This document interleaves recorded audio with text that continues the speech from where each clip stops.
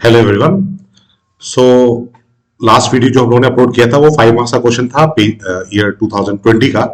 ठीक है, तो आज इस वीडियो में हम लोग 2019 का जो पेपर है उसके 5 मार्क्स के क्वेश्चन डिस्कस करने वाले हैं।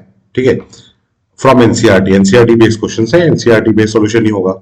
ठीक है, सो ये 2019 का पेपर है। तो यहाँ पे जो पहला क्वेश्चन है वो हो गया, the phenomena of electromagnetic induction has been technologically important application in the generation of alternating current. Name a device can generate alternating current. तो alternating current generate करने के लिए हम कौन सा डिवाइस यूज करते हैं? AC generator. ठीक है, तो नेम द डिवाइस मतलब आपको लिखना है एसी जनरेटर। फिर draw a NEET diagram of it. तो ये आपका डायग्राम एनसीईआरटी में दिया हुआ है, फिगर 6.16। ठीक है, फिर दिया a rectangular coil having area A, number of turns N, is rotating in magnetic field B with angular velocity omega. ठीक है, तो हमको निकालना है basically derive an expression for alternating EMF. ठीक है, तो ये आपका एक्सप्रेशन हो गया। तो ये आपका डेरिवेशन है, ये भी आपका एनसीईआरटी में दिया हुआ है। ठीक है, तो यार ये डेरिवेशन वगैरह पढ़ने के लिए आपको दूसरा कोई बुक मत फॉलो करो, एनसीईआरटी में दिया हुआ है आराम से। ठीक है, वैसे खैर अभी मैं आपको प्लान चेंज करने के लिए नहीं बोलूंगा, आपने जहां से भी पढ़ा हो डेरिवेशन वो आप कर सकते हैं। बट अगर ये 2023 के स्टूडेंट अगर देख रहे हैं, मतलब 2022 बोर्ड वालों को, तो मैं अभी उनको स्टडी पैटर्न चेंज करने के लिए नहीं बोल रहा हूँ।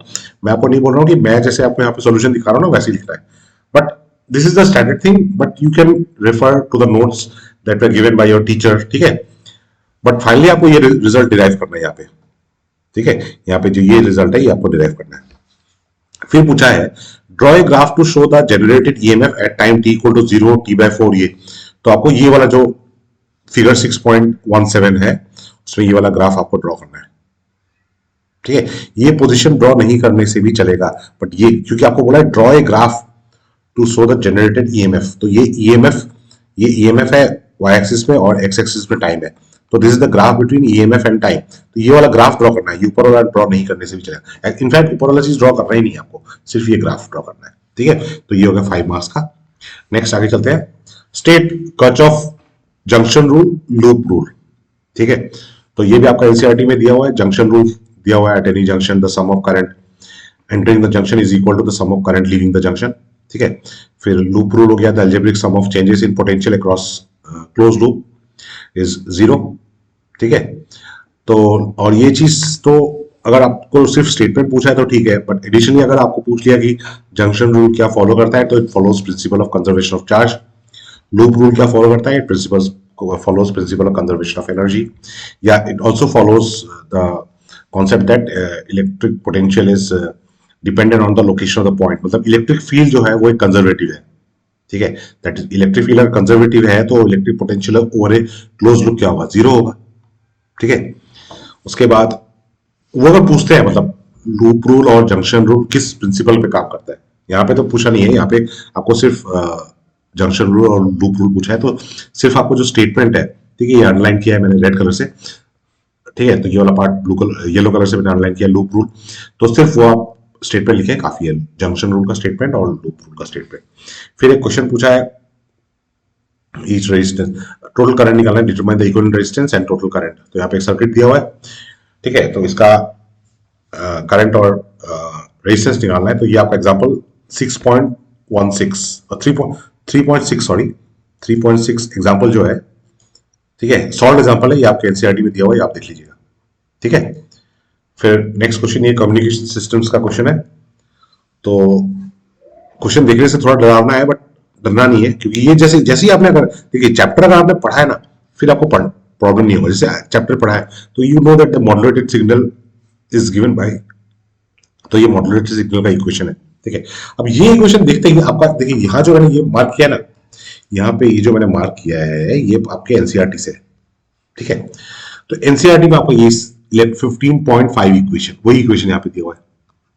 ठीक है, इस चैप्टर में यही एक बड़ा इक्वेशन है। ठीक है, तो ये आपको भूलने का चांस है नहीं। So plot the frequency spectrum of the signal, मतलब plot of amplitude versus omega.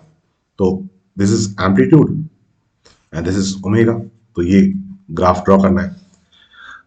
Right, what will happen if modulation index is greater than 1। ठीक है, तो यहाँ पे उसी पेज में आपका एक स्टेटमेंट दिया हुआ है कि जो मॉड्यूलेशन इंडेक्स है mu is kept less than equal to 1। क्यों? To avoid distortion. तो मतलब अगर 1 से ज्यादा होगा तो डिस्टॉर्शन ज्यादा होगा, ठीक है। अगर म्यू का वैल्यू, मॉड्यूलेशन इंडेक्स का वैल्यू 1 से ज्यादा होगा तो डिस्टॉर्शन ज्यादा होगा। फिर आपको पूछा है, यहाँ पे फुल फॉर्म पूछा है PAM, PDM, PWM, PPM। तो यहाँ पे पेज नंबर 524 में दिया हुआ है। PAM मतलब पल्स एम्पलीट्यूड मॉड्यूलेशन, PDM मतलब पल्स ड्यूरेशन मॉड्यूलेशन, PWM मतलब पल्स विद मॉड्यूलेशन, PPM मतलब पल्स पोजीशन मॉड्यूलेशन, ठीक है। तो डायरेक्ट एनसीईआरटी का चीज है, कुछ टेंशन भी नहीं है, एनसीईआरटी पढ़ लिया, हो गया।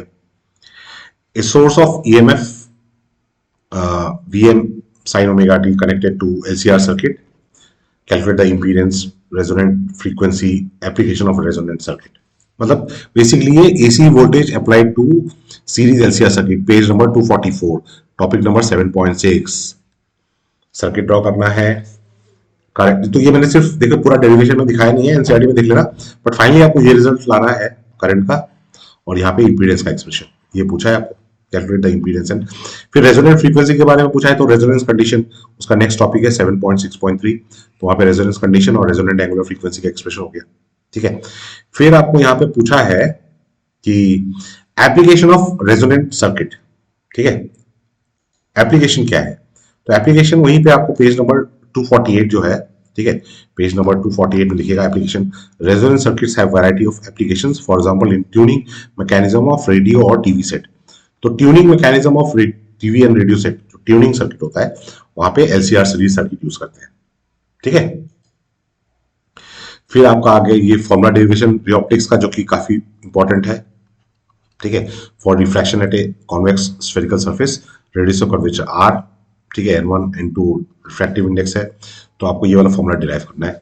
तो ये डेरिवेशन आपका यहाँ पे दिया हुआ है, रिफ्रैक्शन एट स्फेरिकल सरफेस 9.5.1, तो यहाँ पे ये डेरिवेशन है, तो ये फाइनल रिजल्ट, ठीक है। फिर पूछा है what will happen with the behaviour of the convex lens of refractive index 1.47 when it is immersed in a liquid of refractive index 1.47। Lens का रिफ्रैक्टिव इंडेक्स 1.47, लिक्विड का रिफ्रैक्टिव इंडेक्स भी 1.47। देखिए ये जो क्वेश्चन है एग्जांपल 9.7, इसमें पूछा है a magician during a show makes a glass lens, ये रुकिए यार गलत जगह पे मैंने मार्क कर दिया, बुरी बात। ओके, सो क्या है, musician during a show makes a glass lens of refractive index 1.47 disappear. कैसे करता है, लिक्विड डालता है, अब लिक्विड का रिफ्रैक्टिव इंडेक्स क्या है, वो भी 1.47 है, इसलिए वो डिसअपीयर हो गया, ठीक है। तो देखो क्वेश्चन का लैंग्वेज चेंज करके पूछ रहा है, वही क्वेश्चन है एग्जांपल 9.7। बात समझ में है ना, आगे बढ़ते हैं, ठीक। और सॉरी 2018 तो हमने नहीं कर रहे हैं, इसमें तो 2019 का ही है, अगले वीडियो में 2018 होगा। कल मैंने 2020 डिस्कस किया था, आज 2019, कल 2018 जाएगा, मतलब आज ही बना दूंगा, कल अपलोड होगा, ठीक है। बेस्ट विशेष, गुड लक।